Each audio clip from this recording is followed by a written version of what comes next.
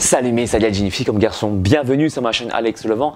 Aujourd'hui une vidéo informative pour t'aider à booster ton métabolisme. 5 méthodes qui vont permettre de le rendre plus rapide.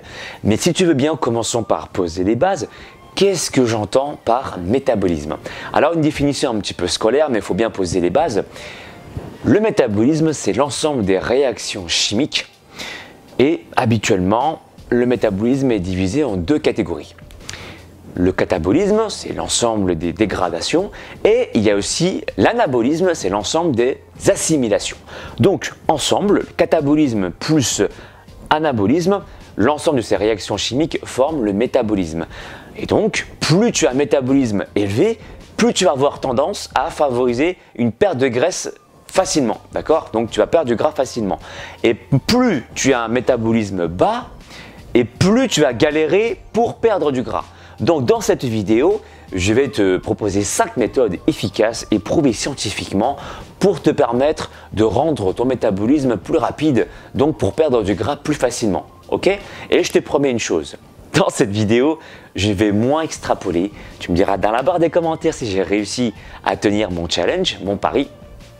Je vais être plus concis, quitte à peut-être être un petit peu moins complet et que moi je t'invite à me poser des questions aussi dans la barre des commentaires, comme ça je compléterai cette vidéo avec d'autres mini-vidéos pour répondre à tes questions, ok? Mais je pense que comme je suis un petit bavard quand même de nature, je vais quand même compléter cette vidéo et la rendre quand même un petit peu plus concise. Bon, première méthode, je commence déjà à extrapoler. Première méthode, fais du sport, mais pas n'importe comment. Fais du sport de façon intensive. Et moi je pense, tu me connais ou pas, des circuits training ou du HIIT. Ça a déjà été prouvé scientifiquement que ce genre d'activité qui nécessite un travail intensif, où ça va challenger un petit peu ton cœur et tes muscles, c'est très efficace pour augmenter ton métabolisme. Et très souvent, les exercices intenses, c'est pas pour rien que ce sont très souvent des exercices complets qui nécessitent l'utilisation de plusieurs groupes musculaires pour générer de la force. Généralement, les exercices qui nécessitent de la force sont des exercices intenses, c'est vrai ou faux? Même pour courir, quand tu cours, tu utilises plein de muscles dans ton corps. Quand tu te bagarres aussi, enfin j'espère que tu ne te bagarres pas tous les jours, mais quand c'est le cas, tu utilises également tout ton corps et tu es essoufflé, tu vois. Donc, pourquoi ça augmente le métabolisme? C'est simple. Pour que ton corps puisse réparer les tissus musculaires endommagés, parce que quand tu fais des exercices intenses, tu endommages aussi quelque part tes tissus musculaires. Eh bien le corps, il doit trouver de l'énergie quelque part pour réparer ces tissus. Eh bien il va piocher cette énergie dans de la graisse. Et plus tu vas avoir des tissus musculaires endommagés, plus le métabolisme va devoir consommer de l'énergie. Pour consommer ces graisses sous forme d'énergie pour réparer tes tissus. C'est la raison pour laquelle le métabolisme augmente lorsque tu fais des exercices intenses, parce qu'il y a plein de groupes musculaires à réparer. Alors ça, c'est une des raisons, mais je ne vais pas non plus extrapoler sur toutes les raisons, c'est juste pour que tu comprennes. J'espère que j'ai été concis quand même. Deuxième méthode pour pouvoir booster ton métabolisme, c'est la pratique de sauna. Et ouais, études scientifiques à l'appui, tout est dans la description de ma vidéo si tu es curieux ou curieuse, ça booste ton métabolisme. Je ne vais pas m'attarder dessus, tout est dans la description si tu veux voir ça, tout ça en détail. Troisième méthode, je t'invite à consommer du café et du thé. J'ai déjà sorti une vidéo à ce sujet concernant déjà le café et son efficacité à te permettre de brûler du gras plus facilement pour produire plus de catécholamines. Ce sont des substances qui jouent le rôle d'hormones et qui vont avoir un impact sur la lipolyse, la libération d'acides gras. Dans une vidéo précédente, je t'ai conseillé de consommer 500 mg de café. Jusqu'à 500 mg de café. Tu n'es pas obligé de consommer jusqu'à 500 mg, mais ça peut être intéressant effectivement pour brûler plus de gras. Si tu veux rentrer dans les détails concernant la quantité, la posologie, etc., je t'invite à regarder la vidéo précédente à ce sujet, les cafés, les bienfaits du café. Le thé aussi. Si tu n'aimes pas le café, il y a également de la caféine et de la théine dans le thé qui vont te permettre de booster ton métabolisme une fois de plus, études scientifiques à l'appui. Ça, c'était du coup la troisième méthode.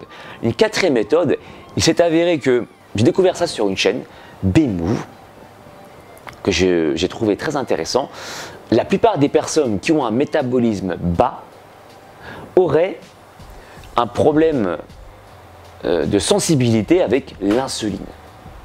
D'accord? Voilà, ça a été montré, analysé ainsi. Donc, pour booster ton métabolisme, il faudrait diminuer quelque part. Alors, si seulement tu as des problèmes de métabolisme, hein, du genre, par exemple, tu es souvent fatigué, tu as du mal à déstocker du gras facilement, tu dors difficilement et très souvent dans la journée, tu n'es pas forcément très gai, donc tu es souvent anxieux. Donc, tout ça, ce sont des signes qui montrent que tu as un métabolisme assez lent. Par exemple, si tu ne vas pas très souvent aux toilettes, disons ça comme ça, pour faire plus simple, voilà, il y a des signes comme ça qui ne trompent pas et qui incitent à te faire croire que tu as un métabolisme lent, d'accord? Le fait de diminuer tes apports en glucides va repermettre à ton corps de redevenir plus sensible à l'insuline. Effectivement, la plupart des personnes, par exemple même qui ont du surpoids, ont un problème de sensibilité avec l'insuline, d'accord? Le corps est obligé de sécréter beaucoup d'insuline pour que l'insuline fasse son boulot correctement et puis qu'il puisse faire pénétrer les aliments dans tes cellules. Et bien alors là c'est pareil, en diminuant si tu veux les apports en glucides, tu mets ton corps en mode stand-by, en mode pause pour qu'il puisse récupérer un petit peu et redevenir sensible un petit peu plus tard. Donc c'est pour ça que je te conseille aussi de faire attention à tes apports en glucides, non pas forcément de complètement les supprimer, mais d'en modérer la consommation déjà d'une part, et de favoriser le choix des aliments glucidiques. Moi, je te conseille en premier lieu de choisir des aliments qui sont non transformés, donc des glucides en provenance des légumes et des fruits principalement, d'éviter de trop cuire tes aliments si tu as un problème si tu as un métabolisme lent, ok? Et d'autre part, de consommer des féculents de type les pains, le riz, les pâtes, pas de les supprimer, mais vraiment de faire attention à la consommation, de ne pas exagérer la consommation de ces aliments ou bien d'en consommer de façon ponctuelle pour faire ce qu'on appelle des recharges glucidiques, c'est-à-dire qui vont te permettre de te faire du bien aussi mentalement, mais de recharger un petit peu tes réserves de glycogène musculaire. À savoir que quand tu manges des fruits et des légumes dans toute la journée, en tout cas beaucoup de fois dans la journée, ça suffit aussi en général pour t'apporter aussi pas mal de bons glucides. Après ça c'est mon avis personnel. Donc là je suis en train d'extrapoler tout ça pour te dire qu'en fait avec les glucides, privilège donc du coup les aliments complets, d'accord, élimine les aliments transformés, ou en tout cas réduit les aliments transformés.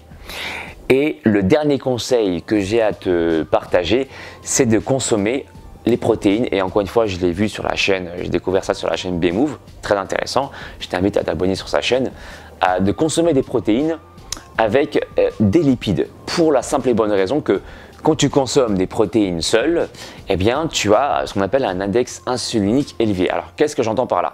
L'index insulinique permet de mesurer la capacité des aliments à faire sécréter de l'insuline, en plus grande ou en moins grande quantité.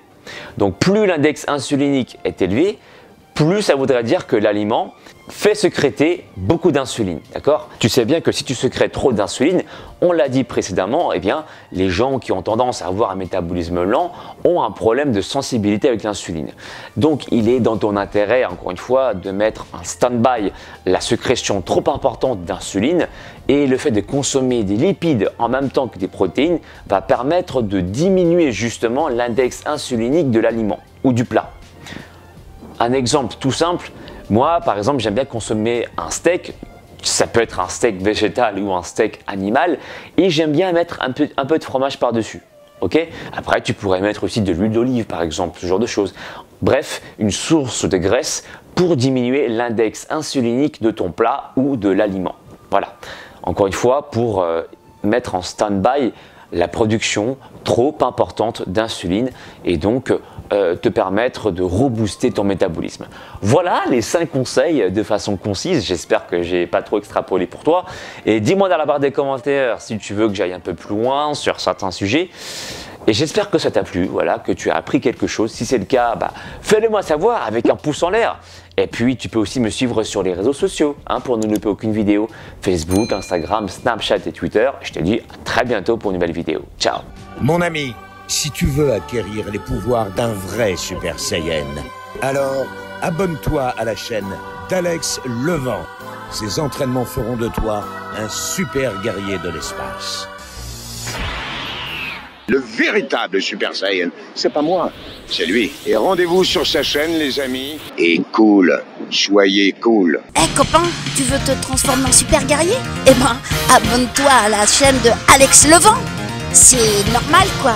Et alors là, tu seras un Super Saiyan.